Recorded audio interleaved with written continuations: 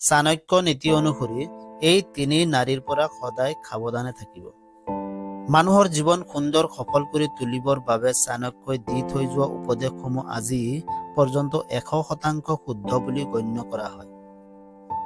আচাৰ্য চাণক্যৰ বিভিন্ন নীতিৰ ভিতৰত নাৰী আৰু পুৰুষৰ সম্পৰ্ক আৰু বিচাৰ ভিত্তিক নীতিসমূহ খুব গুৰুত্বপূৰ্ণ।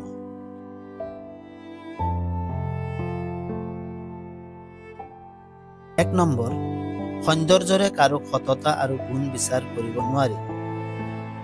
আচাৰ্য চাণক্যই সেইসমূহ পুৰুষক সাৱধান কৰি কৈছে যি পুৰুষে নাৰীৰ সৌন্দৰ্য দেখি সকলো পাহৰি পেলায়, নিজৰ বুদ্ধি আৰু বিবেকক প্ৰশ্ন নকৰাকৈ সৌন্দৰ্যময়ী নাৰীৰ সৈতে প্ৰেমৰ সম্পৰ্ক কৰে আৰু বিবাহত আবদ্ধ হয়, তেনে পুৰুষ ভৱিষ্যতে প্ৰতাৰিত হোৱাৰ আশংকা থাকে।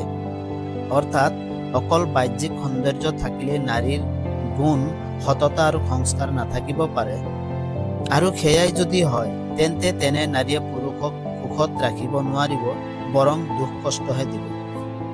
2 নম্বৰত কোৱা হৈছে বেয়া চৰিত্ৰৰ নাৰী আৰু পুৰুষৰ পৰা দূৰত্ব বজাই ৰখা ভাল। চাণক্যৰ মতে 1000 গুণ সৌন্দৰ্যৰ অধিকাৰী হলেও কোনো নাৰী বা পুৰুষৰ সৈতে বিবাহপাশত আবদ্ধ হোৱা অনুচিত যদিহে তেওঁৰ চৰিত্ৰ ভাল নহয়। বিপৰীতে অতি সুন্দৰ বা সুন্দৰী নহলেও তেনে পুৰুষ বা নাৰীৰ সৈতে বিবাহত বহিব লাগে যাৰ চৰিত্ৰ কাছৰ দৰে স্বচ্ছ, কিয়নো বেয়া চৰিত্ৰৰ লোকে কেতিয়াও আপোনাক সুখী নাৰাখে, এদিন নহয় এদিন প্ৰতাৰণা কৰিবই, আনকি আপোনাৰ সৈতে সম্পৰ্কত থকাৰ সময়তো আনৰ সান্নিধ্য বিচাৰিব।